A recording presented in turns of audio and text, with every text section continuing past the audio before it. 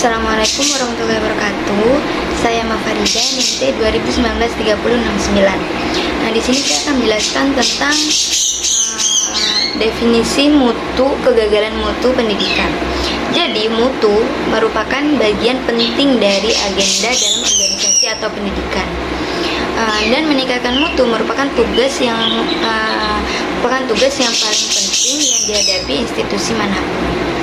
Menurut Deming dalam Salis tahun 2012-2013 menyebutkan bahwa para manajer harus memahami sebab-sebab terjadinya kegagalan mutu, karena setiap penyelesaian masalah itu perlu pemahaman terhadap penyebabnya, dan analisa terhadap kegagalan mutu merupakan salah satu hasil terpenting dalam konsep teori Deming. Nah, menurut teori Deming ini, sebab-sebab kegagalan mutu itu dibedakan menjadi dua.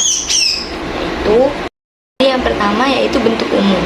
Nah, kegagalan mutu yang bentuk umum ini yaitu kegagalan mutu yang berasal dari ruang lingkup internal. Jadi masalahnya itu bersumber dari orang-orang dalamnya, seperti itu. Lalu siapa yang menangani? Nah, yang menangani itu yaitu ditangani oleh sistem prosedur instansi tersebut, seperti itu. Misal kalau di ruang lingkup sekolah itu ada staf atau guru yang tidak bisa dalam bidang apa, seperti misal bidang kurang motivasi, seperti itu ya. Jadi yang menyelesaikan itu siapa? Yang menyelesaikan itu yaitu bisa kepala sekolahnya dengan cara mengadakan webinar tentang motivasi, seperti itu. Lalu yang kedua itu bentuk khusus. Nah, bentuk khusus ini berasal dari ruang lingkup eksternal, jadi dari luar, seperti itu. Nah, lalu bagaimana cara menanganinya? Nah, cara menangani bentuk khusus ini yaitu yang merupakan faktor dari eksternal ini yaitu dengan cara bekerja sama. Jadi nih, misal sekolah A dengan sekolah B atau instansi A dan instansi B itu memiliki masalah, seperti itu ya, timbul masalah.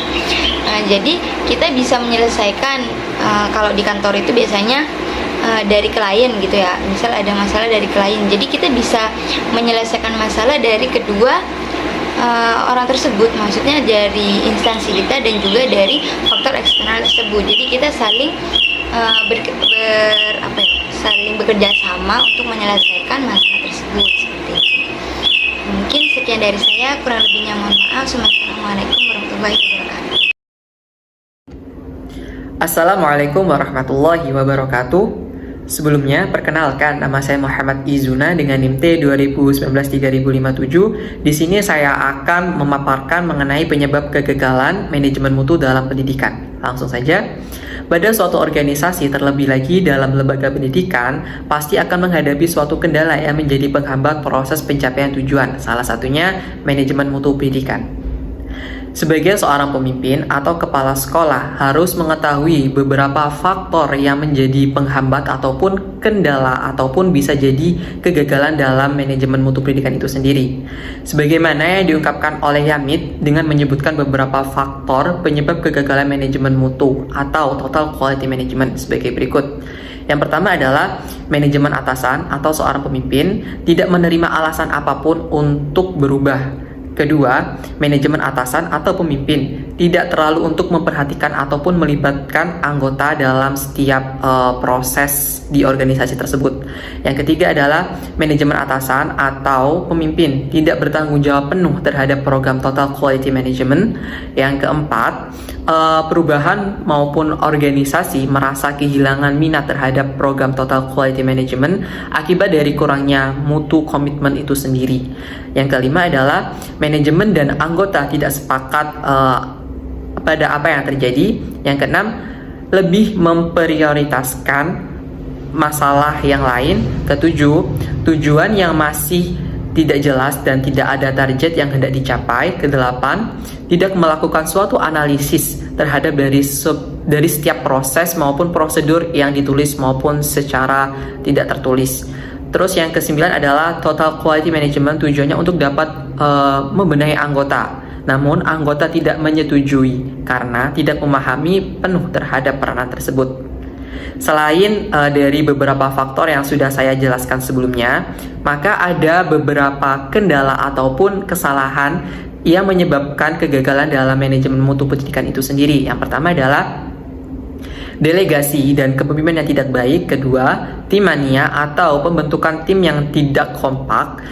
Ketiga, tidak memiliki pemahaman yang sama. Keempat, tidak ada budaya kerja baru yang berkualitas. Yang kelima, menggunakan pendekatan terbatas dan dogmatis. Yang keenam, harapan yang berlebihan dan tidak realistis. Dan yang ketujuh adalah tidak adanya pendampingan terhadap seluruh guru dan karyawan dalam pengimplementasian total quality management di pendidikan itu sendiri. Dengan demikian, dari beberapa penjelasan tersebut sangat berimplikasi kepada tujuan organisasi salah satunya dalam pendidikan. Maka sebagai kepala sekolah harus mengoptimalkan perannya sebagai pemimpin untuk dapat menggerakkan maupun mengarahkan anggotanya dalam mencapai tujuan organisasi, salah satunya dalam mencapai tujuan pendidikan, yakni manajemen mutu pendidikan itu sendiri. Mungkin itu saja yang dapat saya sampaikan, kurang lebihnya mohon maaf, dan materi selanjutnya akan dibahas oleh teman saya. Sekian, terima kasih. Assalamualaikum warahmatullahi wabarakatuh. Nama saya Dila Husna Maria, NIM T 2019-3065. Di sini saya akan menjelaskan mengenai upaya untuk mengatasi atau mengantisipasi terjadinya kegagalan manajemen mutu terpadu dalam pendidikan. Nah, jadi upaya yang bisa dilakukan untuk mengantisipasi atau mengatasi terjadinya kegagalan manajemen mutu terpadu dalam pendidikan ini bisa dilakukan melalui penerapan 5 pilar utama dari manajemen mutu terpadu. Yang dimana 5 pilar ini terdiri dari pilar pertama, yaitu fokus pelanggan. Nah, pelanggan di sini itu termasuk pada masyarakat, siswa, orang tua siswa, pemerintah, dan pihak lainnya. Jadi, pihak sekolah selaku lembaga pendidikan ini perlu mengetahui serta memahami apa saja kebutuhan serta apa saja harapan dari masyarakat selaku konsumen dari lembaga pendidikan. Nah, untuk mengetahui kebutuhan serta harapan dari masyarakat ini bisa diketahui atau bisa dicari tahu melalui survei atau riset. Bisa juga dengan rapat atau diskusi, dan bisa juga dengan wawancara. Lalu pilar yang kedua yaitu keterlibatan secara penuh. Jadi dalam implementasi manajemen mutu terpadu ini perlu keterlibatan secara penuh oleh semua pihak, mulai dari masyarakat, siswa, terus guru, staf, dan pihak-pihak lainnya. Itu perlu berpartisipasi secara aktif dalam manajemen mutu terpadu. Lalu pilar yang ketiga yaitu pengukuran. Jadi manajemen mutu terpadu ini perlu pengukuran, mengukur tercapai atau tidaknya manajemen mutu terpadu ini. Nah, selanjutnya setelah diukur lalu dianalisa dan dievaluasi. Jika memang dirasa manajemen mutu terpadu tersebut sudah mencapai tujuan yang diharapkan, maka langkah selanjutnya yang bisa dilakukan yaitu menyusun rancangan untuk peningkatan mutu terpadu. Namun, apabila memang dirasa manajemen mutu terpadu tersebut belum mencapai sesuai dengan tujuan yang diharapkan, maka langkah yang perlu dilakukan adalah merevisi atau memperbaiki rancangan dari manajemen mutu terpadunya. Pilar yang keempat yaitu komitmen. Jadi sosok pemimpin selaku manajer utama atau manajer pusat ini perlu untuk membangun komitmen yang baik dengan semua anggotanya atau semua timnya. Nah, tujuan dari pembangunan komitmen ini adalah untuk membangun kerjasama yang baik, untuk memotivasi para timnya agar dapat melakukan pekerjaannya dengan baik, dan selain itu agar semua timnya atau semua anggotanya dapat sama-sama bertanggung jawab dalam manajemen mutu terpadu ini. Nah, bentuk komitmen yang bisa dilakukan atau yang bisa diberikan yaitu bisa berupa motivasi, bisa berupa dana, bisa berupa waktu, atau bisa juga berupa pendampingan. Nah, lalu pilar yang kelima atau pilar yang terakhir yaitu perbaikan secara terus-menerus. Nah, jadi manajemen mutu terpadu ini perlu perbaikan secara terus-menerus, entah itu dari segi rancangan manajemennya atau dari segi anggotanya. Jadi para anggota, entah itu dari staf atau guru, itu perlu diberikan pelatihan atau pendidikan bagi yang membutuhkan. Tujuannya agar dalam penerapan atau dalam implementasi manajemen mutu terpadu ini bisa berjalan dengan baik dan bisa mencapai sesuai dengan tujuan yang diharapkan.